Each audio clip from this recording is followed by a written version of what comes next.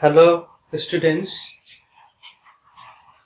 आज मोर एटू भिडिओत आलोचना करा विषयटू हल वैद्युतिक फ्लाक्स बा ओभि बा এই ভিডিওটো যোৱাৰ আগত মই ক্ষেত্ৰ ভেক্টৰৰ বিষয়ে অলপ কম। ইয়াৰ আগৰ ভিডিওটো দেখাইছো ক্ষেত্ৰ ভেক্টৰ কি, তথাপি অলপ কম। ক্ষেত্ৰ পদাৰ্থ বিজ্ঞানত ভেক্টৰ আছে, ইয়াৰ দিশ আছে। ইয়াৰ দিশ কোনফালে? ইয়াৰ দিশ সদায় ইয়াৰ লম্ব দিশত। এইটো পৃষ্ঠ আছে, এই পৃষ্ঠত এইডাল লম্ব হৈ গল। তার মানে এইটো যদি ক্ষেত্ৰময় এসেৰে বুজাও তেনেহলে এইটো এস ভেক্টৰ মানে ক্ষেত্ৰ ভেক্টৰ হৈ যাব। কেতিয়াবা তো আমি এনেকুৱা পৃষ্ঠ পাব পাৰো, তেনেহলে এই পৃষ্ঠৰ কাৰণে ক্ষেত্ৰ ভেক্টৰ কোনফালে হ'ব দেখা। এইপিনে যদি দেখা এইটো বৃত্তটা কমপ্লিট কৰিল, বৃত্ত হলে ইয়াৰ কেন্দ্ৰটো এইপিনে, কেন্দ্ৰৰ পৰা বৃত্ত টনা ৰেখা সদায় লম্ব বুজায়। তাৰ মানে এইপিনৰ পৰা যদি ৰেখাটো টানো, ই সদায় কি বুজাব? লম্ব বুজাব। বুজিলা? তাৰ মানে এনেকুৱা পৃষ্ঠ হলে ইয়াৰ ক্ষেত্ৰ ভেক্টৰ এইটো হলে, এইটো পৃষ্ঠ বা ক্ষেত্ৰ, ইয়াৰ ক্ষেত্ৰ ভেক্টৰ হল এইটো। কেতিয়াবা এনেকৈ পালো, এইটো পৃষ্ঠৰ কেন্দ্ৰ কোনফালে থাকিল? এইফালে। তো কেন্দ্ৰৰ পৰা এই পৃষ্ঠলৈ টনা অভিলম্ব কোনপিনে হল? এইপিনে। তো এই পৃষ্ঠ যদি আমি এস দি বুজালো হয়, তেনেহলে এইটো কি হল হয়? ক্ষেত্ৰ ভেক্টৰ। এতিয়া অলপ ক্ষেত্ৰ ভেক্টৰ বিষয়ে হৈ গল।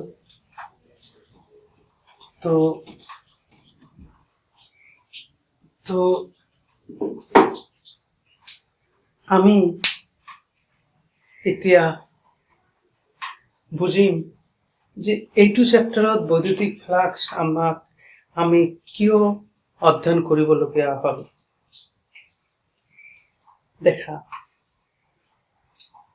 কোনো পৃষ্ঠৰ মাজেৰে পাৰ হৈ যোৱা বলৰেখা সংখ্যা পৃষ্ঠটোৰ অৱস্থানৰ ওপৰত নিৰ্ভৰ কৰে।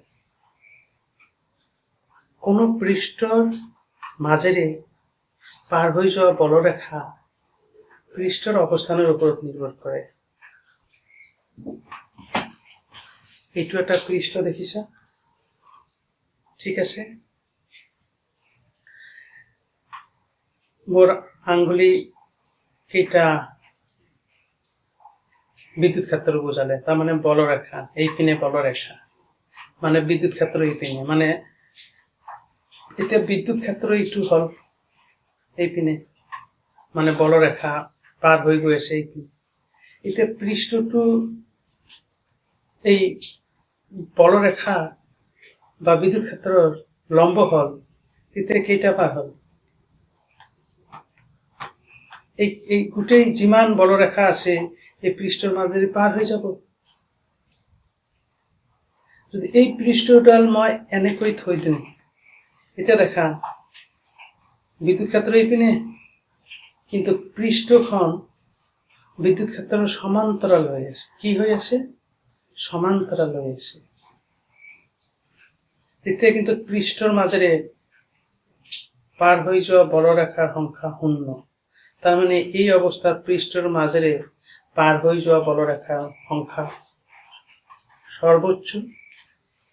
এনেকুৱা অৱস্থানত পাৰ হৈ যোৱা বলৰেখাৰ সংখ্যা সৰ্বনিম্ন, আৰু এনেকৈ থাকিলে কিছু সংখ্যক বলৰেখা পাৰ হ'ব। তাৰ মানে কোনো পৃষ্ঠৰ মাজেৰে পাৰ হৈ যোৱা বলৰেখাৰ সংখ্যা পৃষ্ঠটোৰ অৱস্থানৰ ওপৰত নিৰ্ভৰ কৰিলে।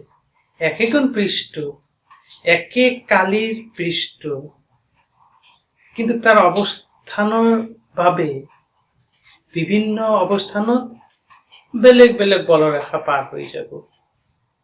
এই বলৰেখা পাৰ হৈ যোৱাৰ সংখ্যাটো বৈদ্যুতিক ফ্লাক্সৰ লগত জড়িত। ঠিক আছে, এতিয়া আহা ফ্লাক্স বুজাৰ আগতে মই ভেক্টৰ এটা উপাংশ বুজাওঁ। এইটো এটা ভেক্টৰ, এই ভেক্টৰটো ইয়াৰ লগত থিতা কোণ কৰিলে এইটো কি উপাংশ দিব? কস থিতা, মানে আনুভূমিক উপাংশ। আৰু এইটো কি দিব? থিতাৰ লগত লাগি থকা বাহুটোৱে কস দিব, আৰু ইয়াৰ লগত লম্বমানটো সাইন উপাংশ দিব। এইটো উলম্ব উপাংশ, আনুভূমিক উপাংশ। এতিয়া এটা ভেক্টৰ আছে, এইবাৰ ভেক্টৰটো ধৰা এক্স অক্ষৰ দিশত থাকিলে, এইটো মানে X axis Y axis, X অক্ষৰ দিশত থাকিলে, তেনেহ'লে ইয়াত এক্স এক্সিসৰ লগত থিতা কোণ কৰি আছে। এইবাৰ এক্স এক্সিসৰ লগত কোণটো কিমান? 0 ডিগ্ৰী, হয় না? আনুভূমিক উপাংশক এ এক্স, উলম্ব উপাংশক এ ওয়াই। ইয়াত এ এক্স কিমান হল? এ কস 0 ডিগ্ৰী, তাৰ মানে এ হল হয় এ সাইন 0 ডিগ্ৰী, 0 হল হয়। তার মানে এইটো বুঝাইছো, যদি কোনো এটা ভেক্টর এক্স অক্ষত থাকে তেনেহলে ইয়ার ওয়াই উপাংশ না থাকে। ঠিক তেনেকুৱা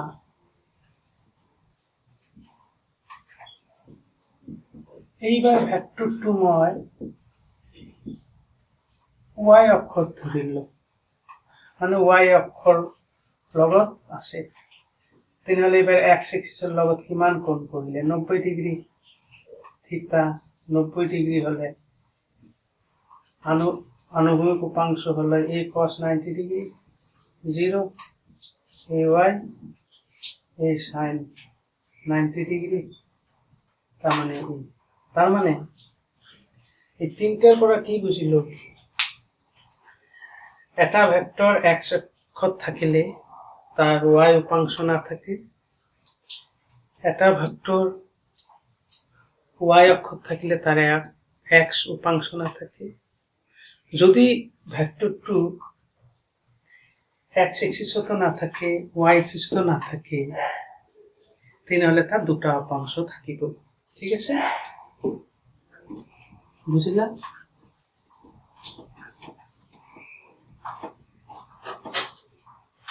এতিয়া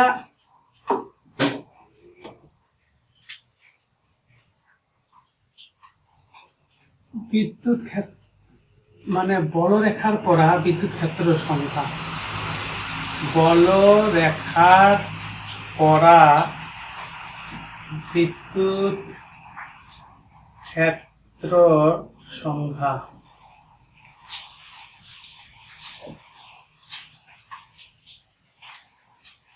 এইটো কেনেকৈ দিম? বিদ্যুৎ ক্ষেত্ৰৰ এটা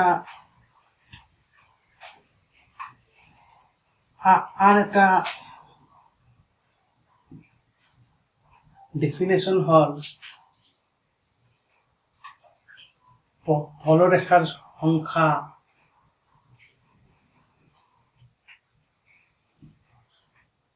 পাৰ হৈ যোৱা বলৰেখাৰ সংখ্যা আৰু বিদ্যুৎ ক্ষেত্ৰৰ লগত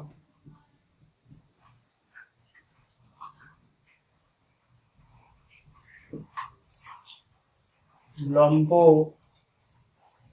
ভাবে থকা পৃষ্ঠ বা কালি।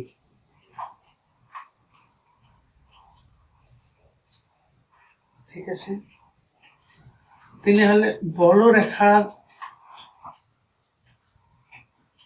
সংখ্যা মানে বিদ্যুৎ ক্ষেত্র ইনটু এইটো ইপিনে গল, আৰু বিদ্যুৎ ক্ষেত্ৰৰ লগত লম্বভাবে থকা পৃষ্ঠ।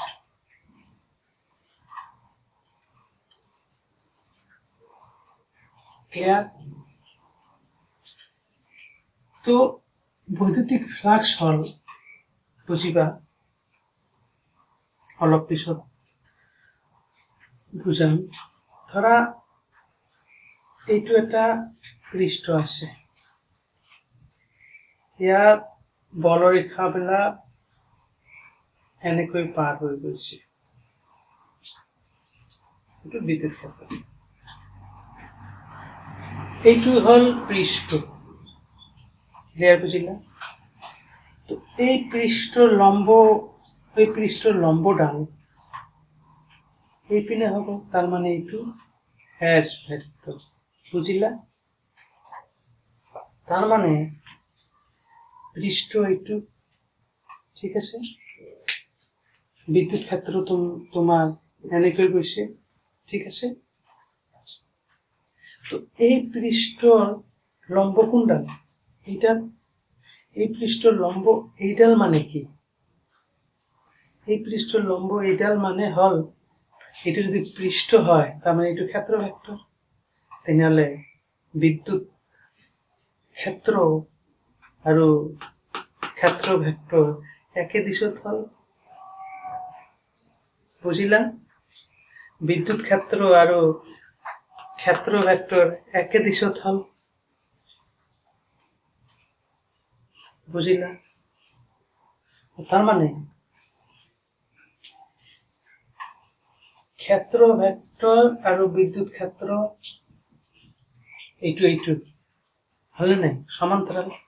এইটো ক্ষেত্র ভেক্টর আর এইটো বিদ্যুৎ ক্ষেত্র এনেকৈ পাৰ হৈ গৈছে, ঠিক আছে, একে দিশত হল।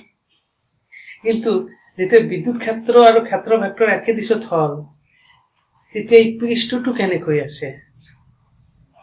যেতিয়া এইটো হব, তেতিয়া পৃষ্ঠখন বিদ্যুৎ ক্ষেত্ৰৰ লগত লম্বভাৱে থাকে। কথাটো বুজিছা? ইম্পৰ্টেন্ট কথা কিন্তু এইটো পৃষ্ঠ বিদ্যুৎ ক্ষেত্ৰ এনেকৈ পাৰ হৈ গৈছে, তাৰমানে বিদ্যুৎ ক্ষেত্ৰ এনেকৈ গৈছে, এইটো বিদ্যুৎ ক্ষেত্ৰৰ দিশ এইপিনে, আৰু এইটো পৃষ্ঠ, ইয়াৰ লম্ব এইপিনে, এইটো লম্ব এইপিনে। তেনেহ'লে লম্ব মানে কি? লম্বৰ দিশত ভেক্টৰ হয়, ক্ষেত্ৰ ভেক্টৰ এইপিনে। তাৰমানে ক্ষেত্ৰ ভেক্টৰ আৰু বিদ্যুৎ ক্ষেত্ৰ সমান্তৰাল হল, মানে একে দিশত হল। মনত ৰাখিবা, ক্ষেত্ৰ ভেক্টৰ যেতিয়া বিদ্যুৎ ক্ষেত্ৰৰ লগত একে দিশত হয়, তেতিয়া ক্ষেত্ৰখন বিদ্যুৎ ক্ষেত্ৰৰ লগত লম্বভাৱে থাকে। এই কণ্ডিশ্যনত বিদ্যুৎ ক্ষেত্ৰ আৰু ক্ষেত্ৰ ভেক্টৰ একে দিশত আছে, তাৰ মানে এই ক্ষেত্ৰখন বিদ্যুৎ ক্ষেত্ৰৰ লগত লম্বভাৱে আছে। কোনো পৃষ্ঠৰ মাজেৰে, এইটো এটা পৃষ্ঠ, কোনো পৃষ্ঠৰ মাজেৰে লম্বভাৱে পাৰ হৈ যোৱা বলৰেখাৰ সংখ্যাক বৈদ্যুতিক ফ্লাক্স বলে। বুজিছা? কোনো পৃষ্ঠ এটাৰ মাজেৰে লম্বভাৱে পাৰ হৈ যোৱা বলৰেখাৰ সংখ্যাক বৈদ্যুতিক ফ্লাক্স বলে। তাৰ মানে কথাটো বুজিছা যে যেতিয়া পৃষ্ঠখন বিদ্যুৎ ক্ষেত্ৰৰ লগত লম্বভাৱে থাকে, তেতিয়া ক্ষেত্ৰ ভেক্টৰ আৰু বিদ্যুৎ ক্ষেত্ৰ সমান্তৰাল হয়। এতিয়া এই অৱস্থানত এই পৃষ্ঠৰ মাজেৰে বলৰেখা সংখ্যা কি? সৰ্বোচ্চ হ'ব। কোনো পৃষ্ঠৰ মাজেৰে লম্বভাৱে পাৰ হৈ যোৱা বলৰেখাৰ সংখ্যাক বৈদ্যুতিক ফ্লাক্স বলে। কি বলে? কোনো পৃষ্ঠৰ মাজেৰে লম্বভাৱে পাৰ হৈ যোৱা বলৰেখাৰ সংখ্যাক, লম্বভাৱে। তাৰ মানে এই লম্বভাৱে পাৰ হৈ যোৱা বলৰেখাৰ সংখ্যাক ফ্লাক্স বলে, আৰু ফ্লাক্সক আমি ফাই দি বুজাম। তেনেহ'লে এই ক্ষেত্ৰত এই ক্ষেত্ৰত মানে এতিয়া এই পৃষ্ঠখন বিদ্যুৎ ক্ষেত্ৰৰ লগত লম্বভাৱে হৈছে, তাৰ মাজেৰে পাৰ হৈ যোৱা বলৰেখাৰ সংখ্যাটোক ফ্লাক্স বোলে। আৰু বলৰেখাৰ সংখ্যাৰ ফৰ্মুলাটো কি পালো, যে বিদ্যুৎ ক্ষেত্ৰ আৰু লম্বভাৱে থকা পৃষ্ঠ। তো বিদ্যুৎ ক্ষেত্ৰ আৰু বিদ্যুৎ ক্ষেত্ৰৰ লগত লম্বভাৱে পৃষ্ঠ কোনটো আছে, সেইকাৰণে ফ্লাক্সৰ ফৰ্মুলা এটা পালো, যে ফ্লাক্স মানে হল বিদ্যুৎ ক্ষেত্ৰ আৰু লম্বভাৱে থকা পৃষ্ঠৰ গুণফল। ঠিক আছে, আৰু সেইটো মনত ৰাখিবা, যেতিয়া পৃষ্ঠখন লম্বভাৱে থাকে, বিদ্যুৎ ক্ষেত্ৰত, তেতিয়া ইয়াৰ মাজেৰে যোৱা ফ্লাক্সৰ সংখ্যা কিমান, সৰ্বোচ্চ। আৰু এই ক্ষেত্ৰত ফ্লাক্সৰ ফৰ্মুলাটো হয় বিদ্যুৎ ক্ষেত্ৰ আৰু পৃষ্ঠৰ গুণফল। এতিয়া আহা এইটো কণ্ডিশ্যনত নহয় পালো, ধৰা এইটো কণ্ডিশ্যন, এইটো এটা পৃষ্ঠ আছে। এবাৰ এইটো যদি পৃষ্ঠ এছ লম, ইয়াৰ ভেক্টৰটো কি, ওপৰৰ পিনে, মানে এইটো ক্ষেত্ৰ ভেক্টৰ, আৰু এইবিলাক বিদ্যুৎ ক্ষেত্ৰ। ইয়াত কি হৈ আছে, ইয়াত ক্ষেত্ৰ ভেক্টৰটো বিদ্যুৎ ক্ষেত্ৰৰ লগত লম্ব। ঠিক আছে, তাৰমানে এনেকুৱা। এবাৰ বিদ্যুৎ ক্ষেত্ৰ, এইটো বিদ্যুৎ ক্ষেত্ৰৰ দিশ এইপিনে, তো এই পৃষ্ঠখনৰ লম্ব এনেকৈ আছে, তা কিমান ডিগ্ৰী পালো, 90 ডিগ্ৰী। তাৰমানে এইটো হ'ল ক্ষেত্ৰ ভেক্টৰৰ দিশ আৰু এইটো হ'ল বিদ্যুৎ ক্ষেত্ৰৰ দিশ। যেতিয়া ক্ষেত্ৰ ভেক্টৰ আৰু বিদ্যুৎ ক্ষেত্ৰ লম্বভাৱে থাকিব, তেতিয়া পৃষ্ঠখন বিদ্যুৎ ক্ষেত্ৰৰ লগত কি হৈ আছে, সমান্তৰাল হৈ আছে নে নাই। এই কথাটো মনত ৰাখিবা, যে এইটো মানেই হল পৃষ্ঠখন বিদ্যুৎ ক্ষেত্ৰৰ লগত লম্বভাৱে আছে।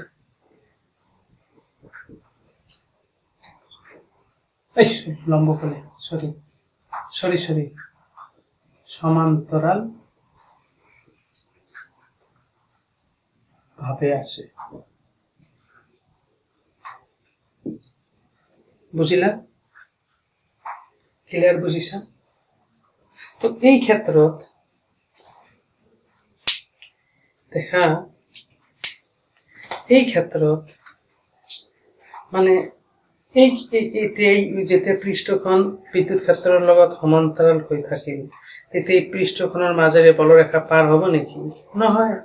তাৰমানে পৃষ্ঠখনৰ মাজেৰে পাৰ হৈ যোৱা বলৰেখাৰ সংখ্যা কিমান, 0। তাৰমানে বৈদ্যুতিক ফ্লাক্স 0। তাৰমানে এইটো সৰ্ব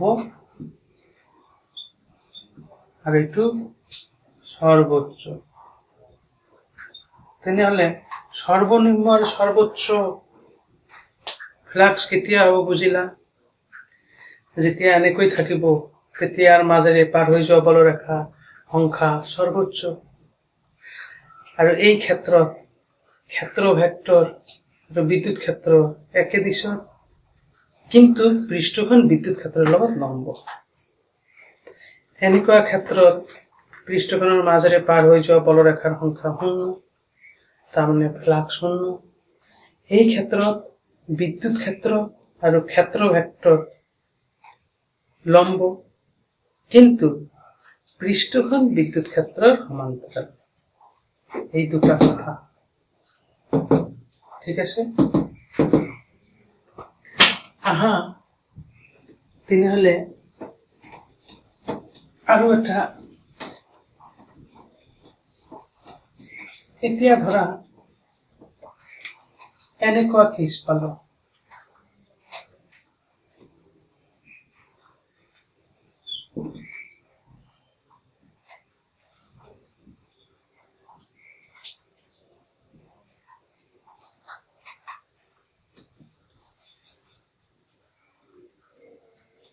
ঠিক আছে। এইবাৰ এইটো বিদ্যুৎ ক্ষেত্ৰ, এইবাৰ এইটো পৃষ্ঠ। তো ইয়াৰ লম্ব কোনডাল হল? এই পৃষ্ঠৰ লম্বডাল টানিলে এইপিনে হল। তাৰমানে এইটো কি পালো? ক্ষেত্ৰ ভেক্টৰ। এইবাৰ কিন্তু ক্ষেত্ৰ ভেক্টৰ ৰে বিদ্যুৎ ক্ষেত্ৰেৰ লগত কিবা এটা কোণ কৰি আছে। ক্লিয়ার বুঝিলা? ক্লিয়ার বুঝিলা? তেনেহলে এই ভেক্টর তো দুটা উপাংশ হল হয়। এটা কি হল হয়? এইটো থিতা, এইপিনে কি বুঝালে হয়? এস কস থিতা, আর এইটো কোনপিনে হল হয়? এস সাইন থিতা। বুঝিছা? তো এস কস থিতা অলপ আগত দেখালো।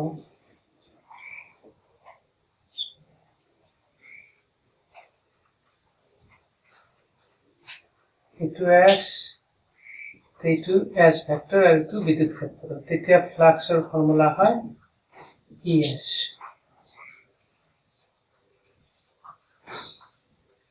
ই টু এস, এইপিনে এইটো এইবার লম্ব, তেতিয়া ফ্লাক্সের ফর্মুলা হয় 0। বুঝিছে না?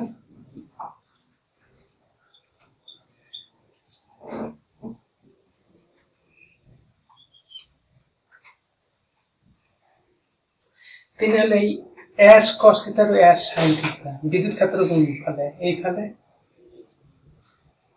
তেনেহলে বিদ্যুৎ ক্ষেত্রের লগত যেতিয়া ক্ষেত্র ভেক্টর আর বিদ্যুৎ ক্ষেত্র সমান্তরাল হয়, তেতিয়াহে ফ্লাক্সের ফর্মুলা এইটো হয়। তেনেহলে কোনটো ক্ষেত্র বিদ্যুৎ ক্ষেত্র সমান্তরাল? এইটো ক্ষেত্র বিদ্যুৎ ক্ষেত্রের লগত লম্ব, গতিকে এইটো কন্ডিশন। তার মানে ইয়ার কারণে ফ্লাক্স নহব। এই এস কস থিতা যে আছে, এস কস থিতা টু কোনটো দিছত? এইফালে দিছত। তার মানে এস কস থিতা কার প্যারালেল হয়ে গৈছে এতিয়া? বিদ্যুৎ ক্ষেত্রের লগত। তার মানে এই কন্ডিশনটো। বুঝিছা? তার মানে এই কন্ডিশনটো।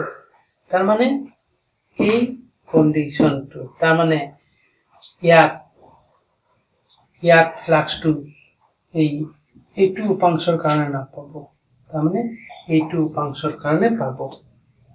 তার মানে এস কস থিতা যেটো এরিয়া বুঝাবো, এইটো হব এস কস থিতা। তার মানে ইয়াত দুটা এরিয়া বুঝাবো, এইটো পাবো, এইটো ক্ষেত্ৰত বুঝাইছো দেই, এইটো বুঝাবো এস কস থিতা। আর এই ভেক্টরটো, এই এস ভেক্টরটো এইটো বুঝাবো কি? এস সাইন থিতা। বুঝিছা না? বুঝিছা? তো মানে এই ভেক্টৰটোৱে দুটা ভেক্টৰ বুঝায়। এই ভেক্টৰটোৱে উপাংশত ভাঙি দিল। তার মানে এই ক্ষেত্র ভেক্টরটোকে দুটা ক্ষেত্রত ভাঙাই দিল। এটা এক্স অক্ষর দিছত, এটা ওয়াই অক্ষর দিছত। আমি জানো যে যেতিয়া ক্ষেত্র ভেক্টর আর বিদ্যুৎ ক্ষেত্রের লগত কি হল? একে হব, তেতিয়া ফ্লাক্সের ফর্মুলাটো কি আছে? বিদ্যুৎ ক্ষেত্র আর ক্ষেত্র মানে লম্বমান ক্ষেত্র। মই অলপ আগত বুঝালো যে যেতিয়া বিদ্যুৎ ক্ষেত্র আর ক্ষেত্র ভেক্টর একে দিশত হব, তেতিয়া ক্ষেত্রটো লম্বীয় ক্ষেত্র বুঝাব। তার মানে ইয়ার কারণে যেটো ক্ষেত্র বুঝাবো, সেইটো ক্ষেত্র বিদ্যুৎ ক্ষেত্রের লগত লম্বভাবে আছে। তার মানে এস কস থিতাটো এইটো বুঝাবো, আর এস সাইন থিতাটো এইটো বুঝাবো। বুঝিছা? তো এনেকৈ গলে ফ্লাক্সের ফর্মুলা কি আছিল? বিদ্যুৎ ক্ষেত্র আর পৃষ্ঠখন। এবার পৃষ্ঠখন কিমান? এইটোর কন্ডিশনের কারণে বুঝাইছো দেই। এইটোর কারণে কিমান? এইটো কন্ডিশন। এইটো এনেকৈ আছে, এইটো ক্ষেত্রটো এনেকৈ আছে। তো ক্ষেত্র ভেক্টর এইটা ইয়াক দুটা উপাংশত ভঙাই দিল ক্ষেত্রটো। এটা এনেকুৱা আৰ এটা এনেকুৱা। এনেকৈ থাকতে পার হওয়া বলরেখার সংখ্যা সর্বোচ্চ, এনেকৈ থাকতে পার হওয়া বলরেখার সংখ্যা 0। তার মানে এবার এস সাইন থিতার কারণে আমি ফ্লাক্স না পাম। তেনেহলে কাৰ কাৰণে ফ্লাক্স পাম এছ কস থিটাৰ কাৰণে আৰু এছ কস থিটাটো এইবাৰ বিদ্যুৎ ক্ষেত্ৰৰ লগত কি হৈছে লম্বমান বুজিছা এছ কস থিটা যেটো কালি পৃষ্ঠ বুজালে হয় এই পৃষ্ঠডাল বিদ্যুৎ ক্ষেত্ৰৰ লগত লম্ব হৈ থাকিলে বুজিছা তাৰ মানে সেই কাৰণে ইয়াত বিদ্যুৎ ক্ষেত্ৰৰ ফৰ্মুলাটো কি হয় ES cos theta যেহেতু dot product E dot S তাৰ মানে ফ্লাক্সৰ ফৰ্মুলা হল E dot S যত ডট প্ৰোডাক্ট হয় হেতু কি ৰাশি কোৱা হয় স্কেলাৰ ৰাশি ঠিক আছে এইটো মই ইয়াত এপ্লাই কৰি দিম যে এইটো S ভেক্টৰ এইটো S ভেক্টৰ মানে ক্ষেত্ৰ ভেক্টৰ ইয়াত দুটা অংশ হলাই এটা S cos theta আৰু এটা S sin theta কিন্তু কোনটো উপাংশ বিদ্যুৎ ক্ষেত্ৰৰ লগত আছে S cos theta গতিকে S cos theta ৰ কাৰণে ফ্লাক্সটো পাম আৰু ফ্লাক্স মানে কি আছিল বিদ্যুৎ ক্ষেত্ৰ আৰু কি আছিল বিদ্যুৎ ক্ষেত্ৰ আৰু লম্বভাৱে থকা পৃষ্ঠ কোনডাল লম্বভাৱে থকা পৃষ্ঠ বুজালে হয় S cos theta সেইকাৰণে S cos theta হৈছে আৰু ES cos theta dot product cos theta থাকলে dot product E dot S equal ফ্লাক্সৰ তাৰ মানে বৈদ্যুতিক ফ্লাক্স হল স্কেলাৰ ৰাশি কাৰণ ডট প্ৰোডাক্ট আছে এইটো ধৰা মই বেলেগ অলপ বুজাম ধৰা এই গোটেই পৃষ্ঠডাল S আৰু ইয়াত সৰু এডাল কালি খণ্ড লইল DS তেনেহলে এইটো DS ভেক্টৰ বুজালে হয় বুজিছা তেনেহলে DS কালিৰ মাজেৰে পাৰ হোৱা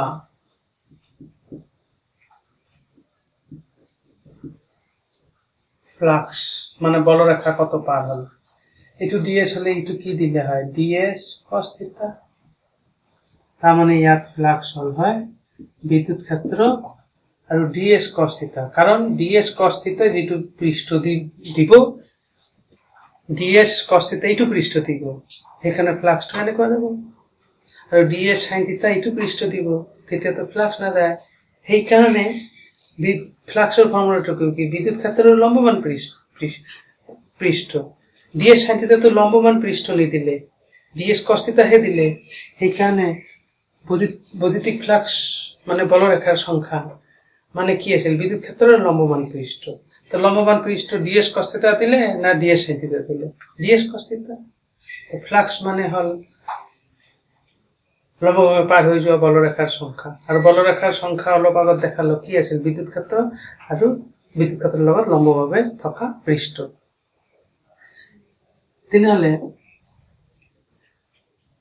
বিদ্যুৎ ক্ষেত্র আর বিদ্যুৎ ক্ষেত্র তো এইফালে আছিল তো এইটালে তোমার DS cos theta তোমাক কি দিলে হয় DS cos theta যেটু পৃষ্ঠ দিলে হয় এটু বিদ্যুৎ ক্ষেত্রের লগত লম্বভাবে আর DS sin theta টি উপর পাবে মানে DS sin theta টু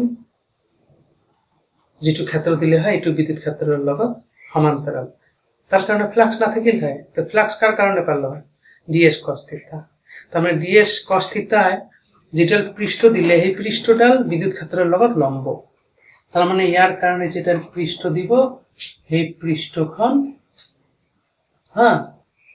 পৃষ্ঠখন বিদ্যুৎ ক্ষেত্রের লগত লম্ব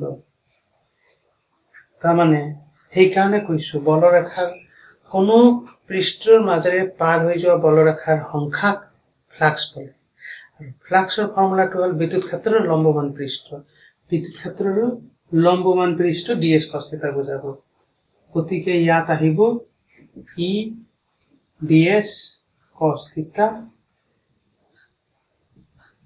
E dot product is DS তেনেহ'লে গোটেই পৃষ্ঠ এছ আছিল, তেনেহ'লে এছৰ মাজেৰে পাৰ হোৱা মুঠ ফ্লাক্স, বুজিলা? এছৰ মাজেৰে পাৰ হোৱা মুঠ মানে কি? মুঠ মানে হ'ল ইন্টিগ্ৰেশ্যন কি ই ডট ডিএছ। এইটো আবদ্ধ পৃষ্ঠ, সেইকাৰণে ইয়াত এটা আমি এনেকুৱা এটা বৃত্ত আঁকি দিম, বুজাব যে পৃষ্ঠডাল আবদ্ধ। তোমালোকে ইন্টিগ্ৰেশ্যনত লিমিট লিখা 0 to x, তাৰমানে এইটো বুজায় 0ৰ পৰা x লৈকে। এই ইন্টিগ্ৰেশ্যন কেতিয়াবা আমি এনেকৈও লিখি দিব পাৰোঁ, এইটোও বুজাব যে ইয়াত 0 to x, সেইকাৰণে ইয়াত 0 to গোটেই s, ডাইৰেক্ট s লিখি দিব। তাৰমানে এতিয়া ফ্লাক্সৰ ফৰ্মুলাটো হ'ল ই ডট ডিএছ, এইটো হ'ল বৈদ্যুতিক ফ্লাক্সৰ ফৰ্মুলা। ঠিক আছে? সুষম বিদ্যুৎ ক্ষেত্ৰৰ বাবে, সুষম তাৰমানে এইটো বিষম বিদ্যুৎ ক্ষেত্ৰৰ বাবে, সুষম বিদ্যুৎ ক্ষেত্ৰৰ বাবে কি হল হয়? সুষম বিদ্যুৎ ক্ষেত্র মানে কি? বিদ্যুৎ ক্ষেত্র মান সব পিনে একে। আচ্ছা, সব পিনে মান একে মানে ধ্রুবক, ধ্রুবক মানে আমি ইন্টিগ্রেশনের বাহিরে টানিব পাৰো, সেইকাৰণে বিদ্যুৎ ক্ষেত্ৰটোক ইন্টিগ্ৰেশনেৰ বাহিৰে টানিলো। ই এস ডিএস এৰ ইন্টিগ্ৰেশন কৰিলে ডাইৰেক্ট এস, এইটো পালো সুষম বিদ্যুৎ ক্ষেত্ৰৰ কাৰণে বৈদ্যুতিক ফ্লাক্সৰ ফৰ্মুলা ইএস cos থিটা। বুঝিলে? তেনেহলে এসআই পদ্ধতিত ফ্লাক্সৰ একক, এইটো একক কি? নিউটন কুলম ইনভাৰ্স 1, ক্ষেত্ৰৰ একক কি? Metre square. ঠিক আছে, থ্যাংক ইউ। ইয়াত বগা ৰেখাবোৰ বৈদ্যুতিক ক্ষেত্ৰ ৰেখা নিৰ্দেশ কৰিছে, বেঙুনীয়া ৰঙৰ পৃষ্ঠ এখন দেখুৱাইছে। এই বেঙুনীয়া পৃষ্ঠখন বৈদ্যুতিক ক্ষেত্ৰৰ লগত লম্বভাৱে আছে, অৰ্থাৎ এই ক্ষেত্ৰখনৰ লম্বৰ দিশ বিদ্যুৎ ক্ষেত্ৰৰ দিশত আছে, অৰ্থাৎ ক্ষেত্ৰ ভেক্টৰ বিদ্যুৎ ক্ষেত্ৰৰ সমান্তৰাল হৈ আছে। যেতিয়া ক্ষেত্ৰ ভেক্টৰ বিদ্যুৎ ক্ষেত্ৰৰ লগত সমান্তৰাল হয়, তেতিয়া পৃষ্ঠখন বিদ্যুৎ ক্ষেত্ৰৰ লম্বভাৱে থাকে, আৰু এই অৱস্থানত পৃষ্ঠখনৰ মাজেৰে পাৰ হৈ যোৱা বলৰেখাৰ মান সৰ্বোচ্চ হয়। তাৰ মানে হল এই অৱস্থানত পৃষ্ঠখনৰ মাজেৰে পাৰ হৈ যোৱা ফ্লাক্সৰ মান সৰ্বোচ্চ হয়। এতিয়া তোমালোকে চাই লোৱা, এতিয়া বলৰেখা চাইছা সৰ্বোচ্চ হৈ আছে, বলৰেখা পাৰ হৈ যোৱা মান সৰ্বোচ্চ হৈ আছে, আৰু লাহে লাহে এই পৃষ্ঠখন কোণ কৰিব আৰু ইয়াৰ মাজেৰে পাৰ হৈ যোৱা বলৰেখাৰ মান কমি যাব। তাৰমানে এই অৱস্থানত পৃষ্ঠখনে বিদ্যুৎ ক্ষেত্ৰৰ লগত কোণ কৰি আছে, লাহে লাহে কোণটো কমি গৈ এটা সময়ত শূন্য হল। তাৰমানে পৃষ্ঠখন বিদ্যুৎ ক্ষেত্ৰৰ লগত কৰা কোণ শূন্য, অৰ্থাৎ পৃষ্ঠখন বিদ্যুৎ ক্ষেত্ৰৰ সমান্তৰাল। যেতিয়া পৃষ্ঠখন বিদ্যুৎ ক্ষেত্ৰৰ সমান্তৰাল হয়, তেতিয়া ইয়াৰ ক্ষেত্ৰ ভেক্টৰ বিদ্যুৎ ক্ষেত্ৰৰ লগত লম্বমান হয়। ক্ষেত্ৰ ভেক্টৰ বিদ্যুৎ ক্ষেত্ৰৰ লগত লম্বভাৱে থাকিলে ক্ষেত্ৰখন পৃষ্ঠৰ লগত সমান্তৰাল হয়।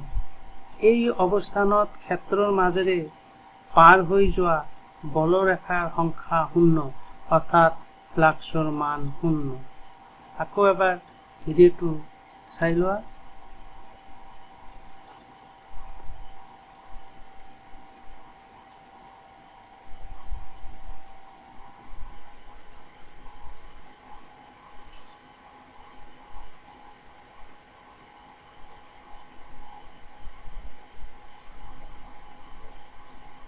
চাইছা? এতিয়া পৃষ্ঠখনৰ মাজেৰে বলৰেখাই পাৰ হোৱা। এইটো ভিডিঅ'ত মই এটা নিউমাৰিকেল দেখাম। এই নিউমাৰিকেলটো 2014 চনত পৰীক্ষাত দিছিলে। যদি vector E equal to thrice i cap plus 4j cap minus 6k cap newton coulomb inverse হয়, তেন্তে yz সমতলত 20 সেন্টিমিটাৰ স্কয়াৰ পৃষ্ঠকালিৰ মাজেৰে পাৰ হৈ যোৱা বৈদ্যুতিক অভিবাৰ মান নিৰ্ণয় কৰা।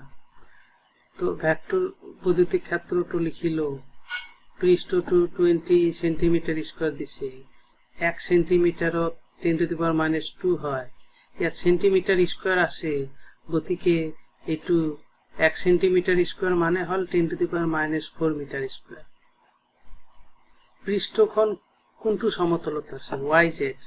তো দেখা মই yz সমতলত, এইটো z এক্সিসৰ সমতল, এইটো z এক্সিসৰ সমান্তৰাল আৰু এইটো y এক্সিসৰ সমান্তৰাল, এই যে ৰেখাডাল। তো এইটো এটা অক্ষ হল, এইটো এটা অক্ষ। এই অক্ষটো z অক্ষৰ সমান্তৰাল, এই ৰেখাডাল মানে এই ৰেখাডাল z অক্ষৰ সমান্তৰাল, এই ৰেখাডাল y অক্ষৰ সমান্তৰাল। তো কেইটা অক্ষ হল? দুটা অক্ষ মানে কি? সমতল। দুটা অক্ষ থকা পৃষ্ঠ মানে সমতল। তার মানে এই পৃষ্ঠডাল কোনটো সমতলত আছে? yz সমতলত। yz সমতলত থাকিলে yz এর লম্ব x অক্ষই হয়। তার মানে এইটো পৃষ্ঠ মই s দি বুজাইছো, তেনেহলে ইয়াৰ ক্ষেত্ৰ ভেক্টৰ x অক্ষৰ দিশত হ'ব। এই কাৰণে মই ক্ষেত্ৰ ভেক্টৰটো দেখা x অক্ষৰ দিশত দেখুৱা হৈছে। যেহেতু পৃষ্ঠখন yz সমতলত আছে, ইয়াৰ লম্বৰ দিশ হ'ব x অক্ষত, সেয়ে ক্ষেত্ৰ ভেক্টৰ দিশ x অক্ষৰ দিশত হ'ব। x অক্ষ কিহেৰে বুজোৱা হয়? i cap. দেখিছা? তো পৃষ্ঠখনৰ মাজেৰে পাৰ হৈ যোৱা বৈদ্যুতিক ফ্লাক্স, ফ্লাক্সৰ ফৰ্মুলা কি? E dot A। তো এইটো ক্ষেত্ৰ আৰু এইটো বিদ্যুৎ ক্ষেত্ৰ আৰু এইটো ক্ষেত্ৰ, এইটো ডট প্ৰডাক্ট। ডট প্ৰডাক্টত i কেপ আৰু i কেপ 1 হয়, j কেপ আৰু i কেপ 0 হয়, k cap dot i cap 0 হয়। তাৰ মানে কেৱল এইটো আৰু এইটো থাকিব। তেনেহলে এইটো কিমান? 60 10⁻⁴। তো এইটো আমি ফ্লাক্স পালো। Thank U.